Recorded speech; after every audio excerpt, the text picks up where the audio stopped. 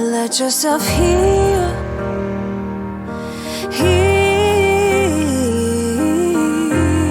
It's easy to feel.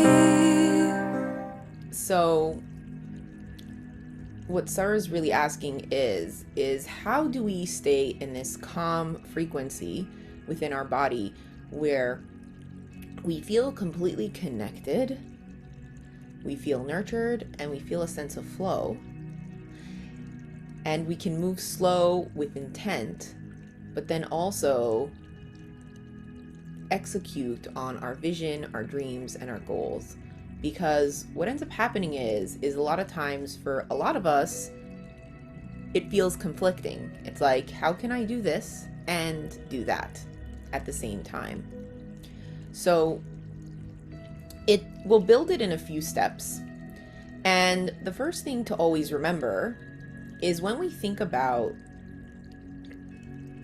this kind of state of mind where we're moving slow and we're moving at a softer pace, is at the start of everything, we have to be mindful that, as I always say, Hashem always prepares the steps of the day. We have to connect with the emunah and bitachon part of who we are, in the sense that we have to completely surrender to who we are and not try to be somebody we are not.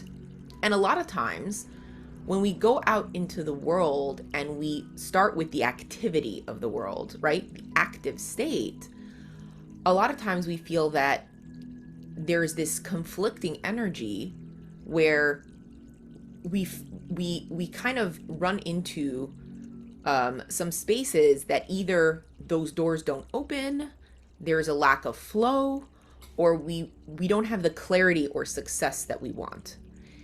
And coming back to the practice itself, we have to think about this space the same way we think of a diet. Eating is something we have to do every single day. And we don't get it perfect. But what we have to do is we have to keep trying. So a simple example for myself, I know that if I have a little bit more going on, right? I end up kind of, and I don't have enough time to prepare, I will lean into eating carbs, which then leans into eating a little bit more sugar, which then leans into me needing more sleep, which leads into, it's a cycle, and it's a little bit of a dip, right? And it could lean into even gaining a pound or two. And I know it comes in cycles, and sometimes I'll get frustrated, but I know that I can bounce back because I normally do. And sometimes I say to myself, I wish I could just be perfect, right?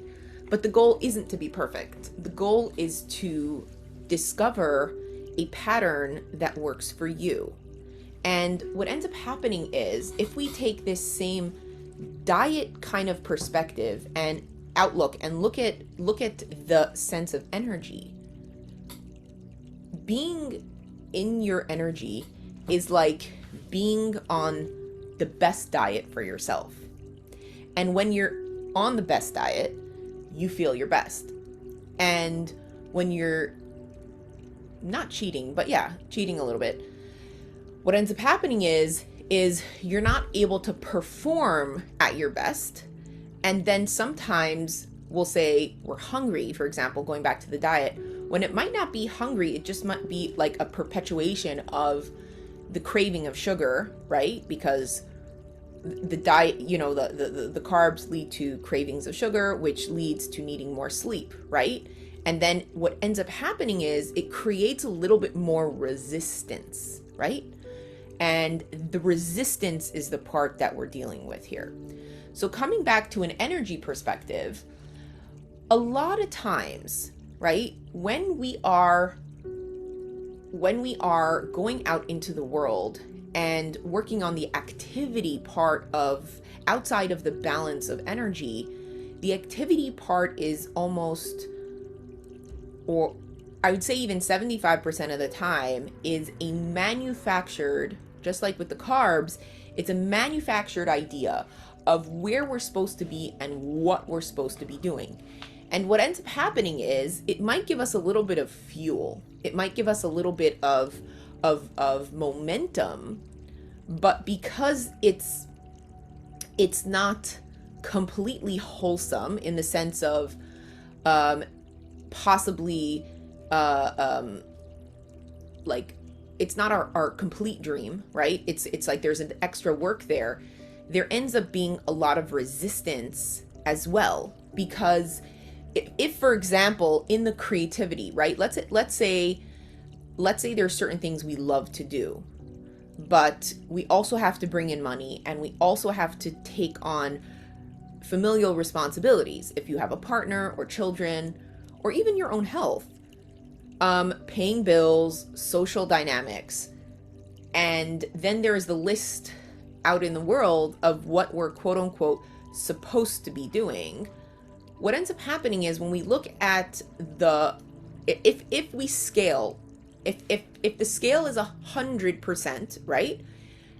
And I said to you, how much of that 100% are you going into the activity as you wanted, right? How much of that is you, right? So the example would be, let's say for me, I'm working a couple jobs right now. And it's because there are certain goals that I want to achieve.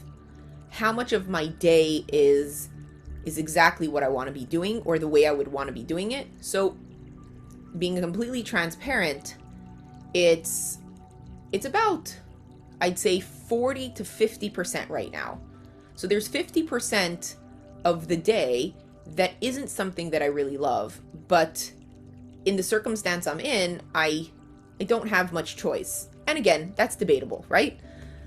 But what ends up happening is, in that 50%, when I operate from that space where it's not the ideal setting or not the ideal task that I want to be doing, there's resistance.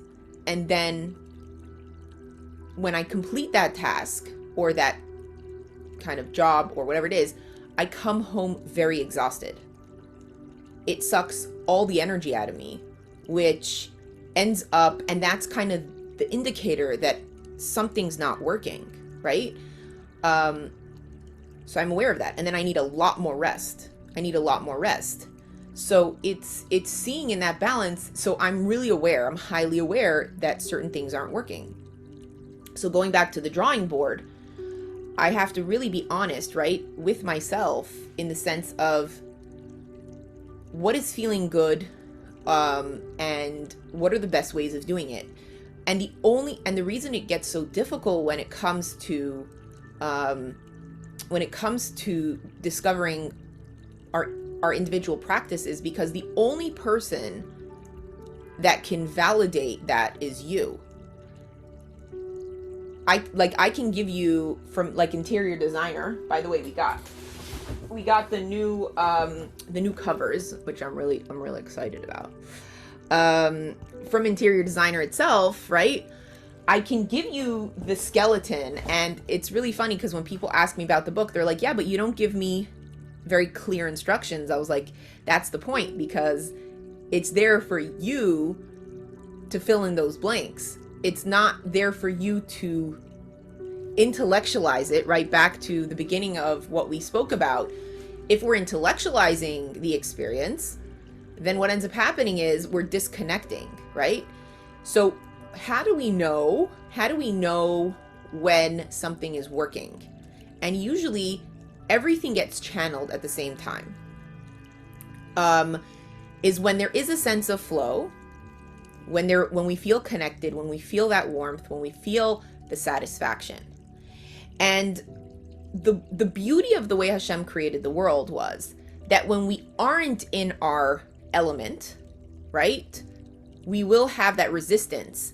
And the way he created the world is, and he created the human body, is that he literally forces us into our own uniqueness, our individuality. And when we step into that space completely, that's usually when we are the most successful and all the pieces start to align. Obviously, there's training involved. Obviously, there's that work to discover yourself. And like I always say with Midos, it's learning the measurements. Because when we learn the measurements, right, the Mida, the measurements, it's like baking. You can get the exact amount of ounces and grams. And that perfect combination will lead to the success. Obviously, you need the Siyata Dishmaya. But that's where you're going to find your sense of flow. So coming back to the energy space, when you are in your element, you're able to be in that space where your energy is uninterrupted. So number one, we have to take time to spend time in that space to get to know it well, because without knowing it, we can't integrate it into our life. So I always say, like, put a timer on 10 minutes, 5 minutes, 15 minutes if you can on a daily basis, preferably in the morning, to take that time to meditate and really get to know your body, right? Because it can't support you if you don't know where it is or what it is. And then as the more comfortable we get with ourselves, the less interruption we want, right? And we don't want to provoke. And this is another element that's really, really important, that I've been talking about lately as well, which is a lot of people. Okay, when you think about tznius, hatsnei lalachas, right? The tznius part of, like, the way we move through life, the flow, right? The concept of nature, right? Reality collapses into nature in the sense that, like, when things are kind of flowing and connected, you almost don't even notice it because it collapses into nature. The problem is in the Western world, we are encouraged to create provocative experiences where we're provoking, even to attract attention. If it's for a business, right? Advertisement, everything's about trying to draw attention to ourselves, or to the work we're doing, or to the business we have. If it's for reputation, financially, whatever it is, right? We're even told that people only like us if we look a certain way or we dress a certain. So there's so much focus on provoking rather than creating this sense of comfort and natural experience where when we are our complete natural self, it just collapses into nature in a way where it's unnoticeable. It's so refined, so gentle. And the more we work on that, the more ease, the more flow there is, the more connection and success is built off of that. But we're told it's built off of being provocative. And again, broad spectrum when I say that, in the sense of we are provoking feeling, emotion, right? Even in the healing world, a lot of people come to me and say, this breath work that, like, just makes them feel like on a high. I always say, be hesitant of anything that's provoking something, right? It won't work in the long run. It will create more damage than good. And again, that's the space I learned healing from. And it's a really, really simple format where you're taking that time to be gentle with yourself, be gentle with your experience. And from there, we usually will find the most success and our natural sense of flow, where all the secrets of life are built into that space. So I hope that answers it. Let yourself heal. Heal.